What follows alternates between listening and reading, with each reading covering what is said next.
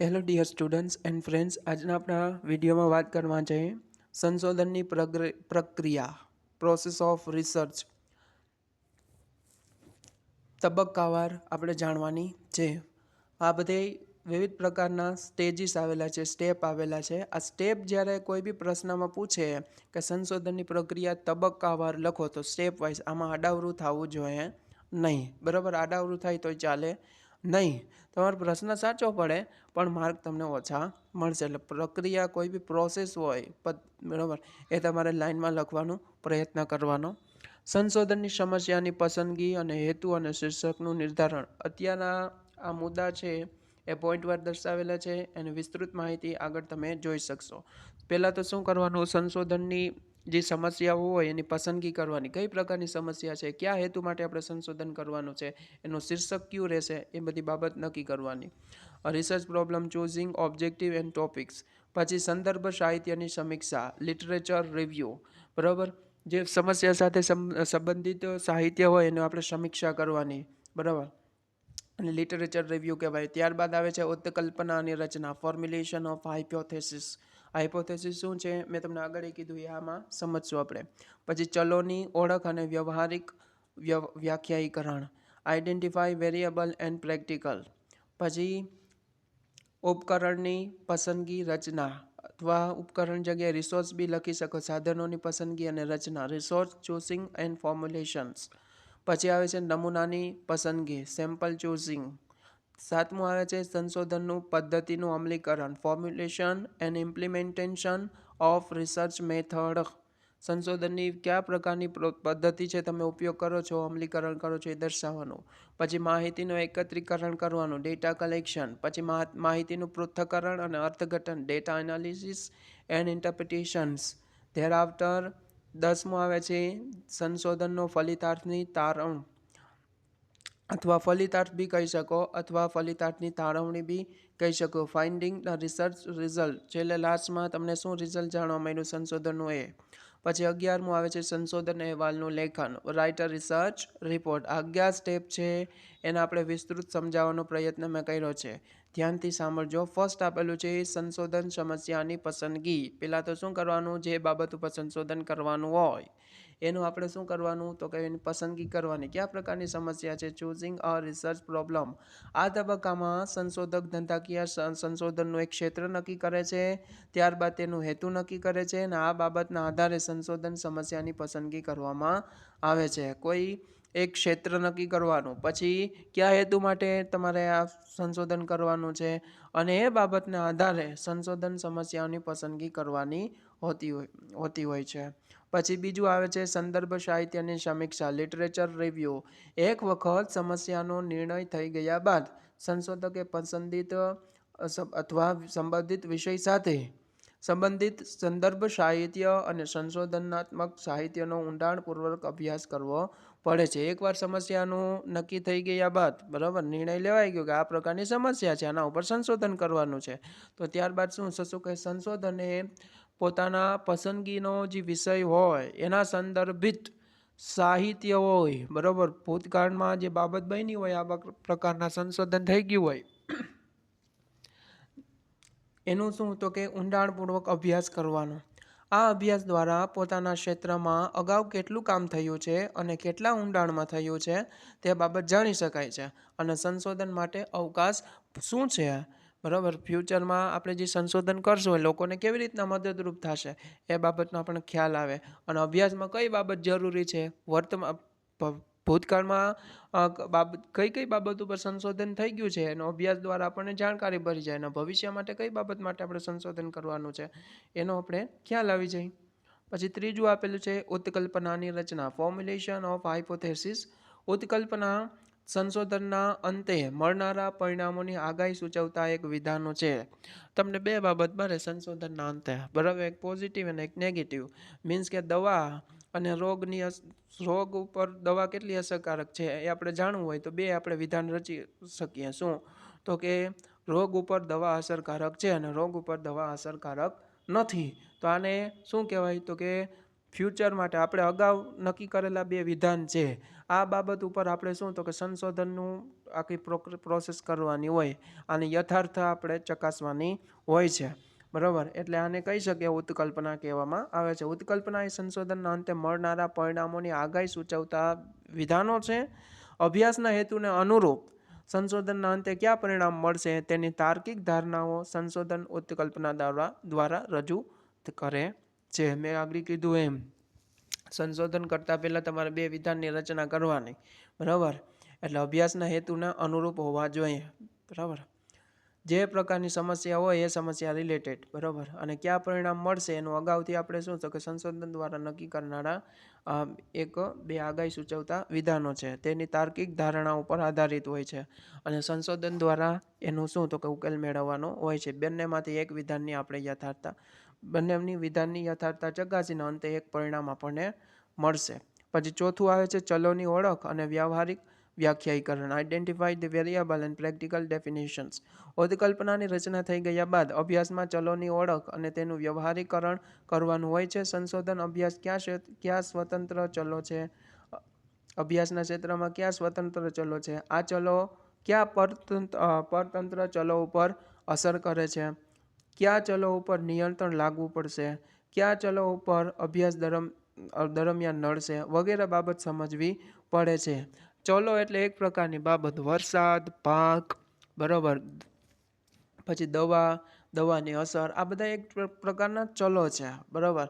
જાહેરાત, કોઈ બી વસ્તુની જાહેરાત આપો અને વસ્તુની માંગ અને પુરવઠો, બરાબર, આ બધા ચલો છે, બરાબર. ઘણા પ્રકારના ચલો સ્વતંત્ર હોય જેના ઉપર કોઈ બાબત અસર કરતી ના હોય. ક્યાં અભ્યાસમાં ક્યાં સ્વતંત્ર ચલો છે, પછી ક્યાં પરતંત્ર ચલો છે, મીન્સ કે ઇન્ડિપેન્ડન્ટ છે, બરાબર, પછી ડિપેન્ડન્ટ છે, અસર કરશે કે નહીં કરે, કેના ઉપર નિયંત્રણ કંટ્રોલ લાવવું પડશે અથવા કેના ઉપર કંટ્રોલ નહીં લાવવું પડશે તો કેટલું લાવવું પડશે, અભ્યાસ દરમિયાન કયા ચલો આપણને નડશે, કઈ બાબતો નડશે, બરાબર. આ બધું આપણે ચલોની ઓળખ અને વ્યવહારીકરણ કરવાનું હોય છે. પછી 5મો ઉપકરણની રચના અથવા રિસોર્સ ચૂઝિંગ એન્ડ ફોર્મ્યુલેશન. આ સોપાન મીન્સ કે આ સ્ટેજની અંદર સંશોધન માટે જરૂરી માહિતીનું શું તો કે એકત્રીકરણ કરવામાં આવે છે.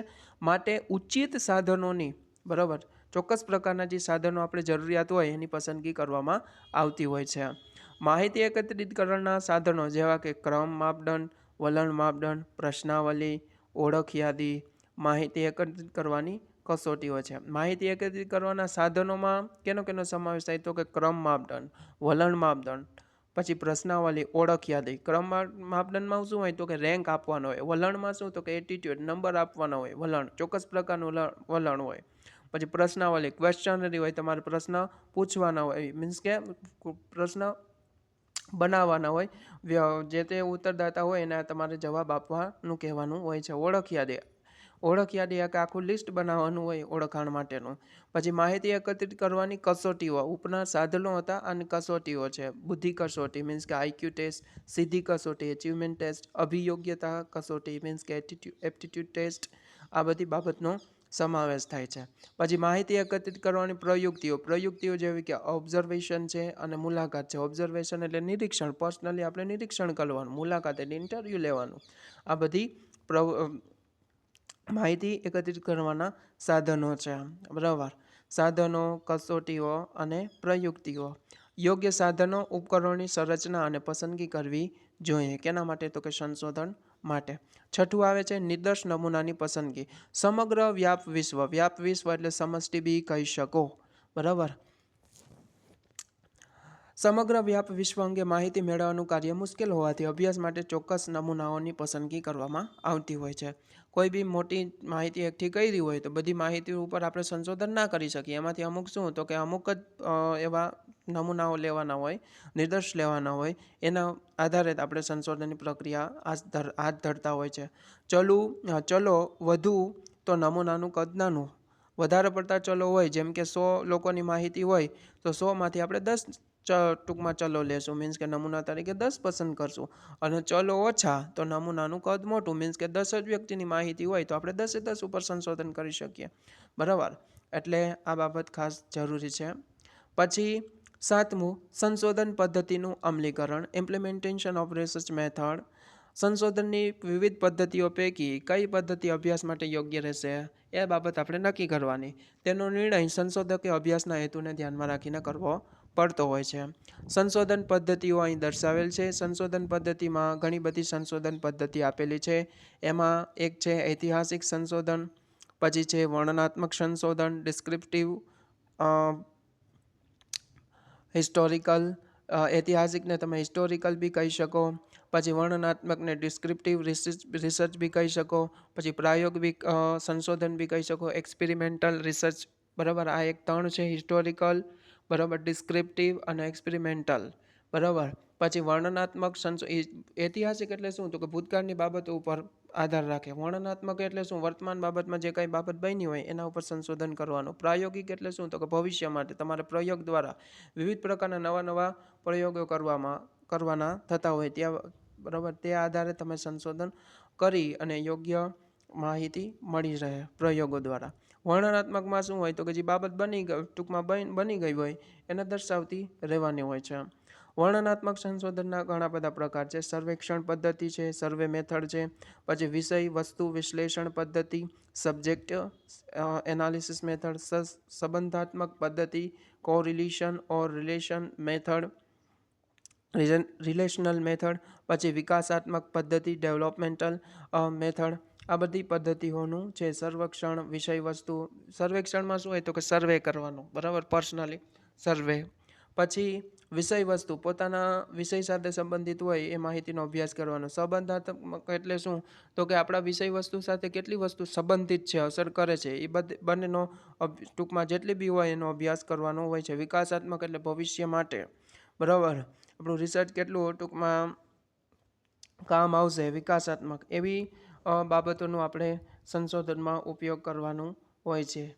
પછી આઠમું છે માહિતીનું એકત્રીકરણ, ડેટા કલેક્શન. અભ્યાસ માટે ઉપયોગી માહિતીનું એકત્રીકરણ કરવા માટે કરેલા ઉપકરણોનો ઉપયોગ કરવામાં આવે છે. અભ્યાસ માટે ઉપયોગી માહિતીનું એકત્રીકરણ કરવા માટે શું, તો કે ઉપકરણોનો ઉપયોગ કરવામાં. ઉપકરણો મીન્સ કે સાધનો, વિવિધ પ્રકારના સાધનોનો ઉપયોગ કરવામાં આવે છે. સ્થળ, સમય, પાત્રો મીન્સ કે ઉત્તરદાતાની તત્પરતા જેવા પરિબળોને ધ્યાનમાં રાખીને માહિતીનું એકત્રીકરણ કરવામાં આવે છે. એકવાર સંશોધનની જે પદ્ધતિઓ છે, બરાબર, એ નક્કી થઈ ગયા બાદ ડેટા કલેક્શન કરવાનું થતું હોય છે. એ બાબત ડેટા કલેક્શન કેના ઉપર આધાર રાખે, તો કે સમય, સ્થળ, પાત્ર, ઉત્તરદાતાની તત્પરતા ઉપર. પોતે કેવી રીતના કેટલા સમયમાં જવાબ આપી દેશે એ પરિબળોને ધ્યાનમાં રાખીને માહિતીનું એકત્રીકરણ કરવામાં આવતું હોય છે. પછી નવમું આવે છે માહિતીનું પૃથ્થકરણ અને અર્થઘટન. આ સ્ટેજમાં પ્રાપ્ત થયેલ માહિતીનું ગુણાત્મક કે આંકડાશાસ્ત્રીય પ્રયુક્તિ વડે પૃથ્થકરણ કરવામાં આવતું હોય છે.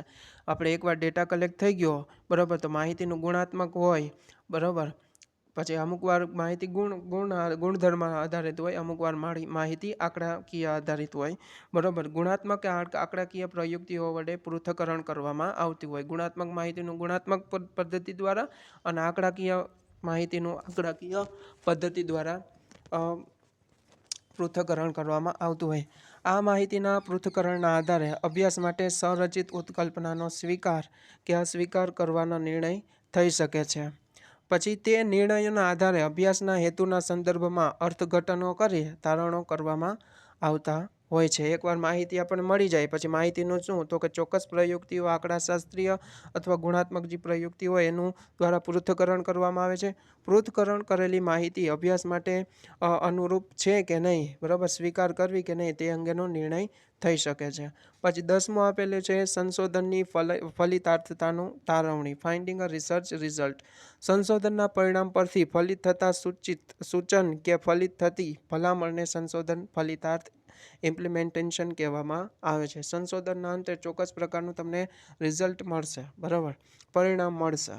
એ ફલિત થતા સૂચન અમુક વાર સૂચન સ્વરૂપે હોય, બરાબર, અમુક વાર ભલામણ સ્વરૂપે હોય. જે પ્રકારની તમારી હાઇપોથેસિસ હોય, ઉત્કલ્પના હોય, ઉત્કલ્પનાનું બીજું નામ પરિકલ્પના બી કહેવામાં આવે છે, એ બાબત તમને લાસ્ટમાં જાણવા મળશે. આને શું, તો કે ફલિતાર્થ કહેવામાં આવે છે, જે સંશોધનનું હાર્દ કહેવામાં આવતું હોય છે. આ ફલિતાર્થને તમારે વ્યવહારમાં ઇમ્પ્લિમેન્ટેશન કરવાની હોય છે. કેના દ્વારા થાય છે? આ કોઈ સંશોધન દ્વારા અંતમાં મળે છે. આ બધી બાબત થઈ ગયા બાદ લાસ્ટ સ્ટેજ કયું આવે છે? તો કે સંશોધન અહેવાલનું લેખન. સંશોધન અભ્યાસનું આ અંતિમ સ્ટેજ પાસું છે.